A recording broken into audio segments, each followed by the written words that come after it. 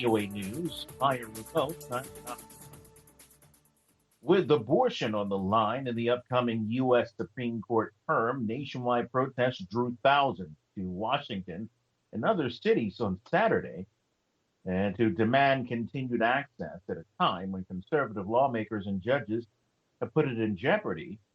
And the U.S. city of Cleveland, Ohio, they chanted "Save Roe" in reference to the landmark Supreme Court case which made abortion legal. In Washington, they cheered for Planned Parenthood President-elect McGill Johnson, who told the crowd this year nearly 600 restrictions have been introduced in 47 states. He said, no matter where you are, this fight is at your doorstep right now. At a New York rally, Governor recounted how her own mother fought for abortion rights, and she's been in the same fight for her whole life, saying that she's sick and tired of having a fight over abortion rights. It's settled law in the nation.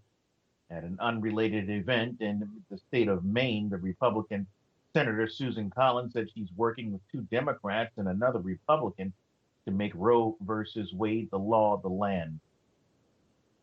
A leading Islamic State media figure was charged in U.S. federal court in Virginia with conspiring to provide material support to a terrorist organization.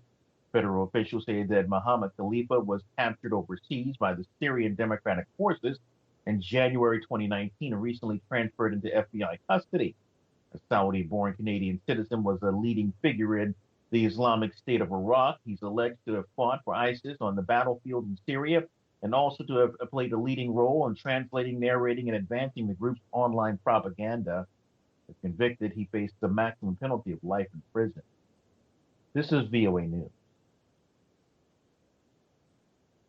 A total of 39 Chinese Air Force aircraft entered Taiwan's air defense zone Saturday, according to Taipei's defense ministry, setting a new high for missions which have infuriated the island's government and further raised tensions with Beijing. Taiwan's defense ministry said that 20 Chinese aircraft came during the day, followed by 19 more Saturday night. It said most of the planes were J-16 and Su-30 fighters. Taiwan's defense ministry said its fighter jets scrambled against the planes with combat aircraft sent to warn away the Chinese pilots, while missile systems were deployed to monitor them. Taiwan, a democratically governed island that is claimed by China, has complained for more than a year repeated missions by China's Air Force, often in the southwestern part of its air defense zone, close to the Taiwanese-controlled Pratas Island. U.S. climate envoy John Kerry said Saturday that he thinks enormous progress can be made at the upcoming UN climate talks in Scotland, but more governments must come up with concrete commitments in the next 30 days. Kerry was attending a preparatory meeting in Milan where delegates from around the world sought to identify where progress can be made before the UN climate change conference starts on October 31st.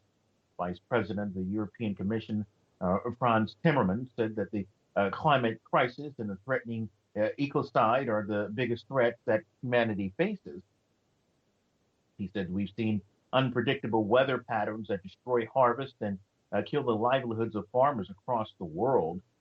The 12-day summit aims to secure more ambitious commitments to limit global warming to well below 2 degrees Celsius, the goal of keeping it to 1.5 degrees Celsius compared to pre-industrial levels.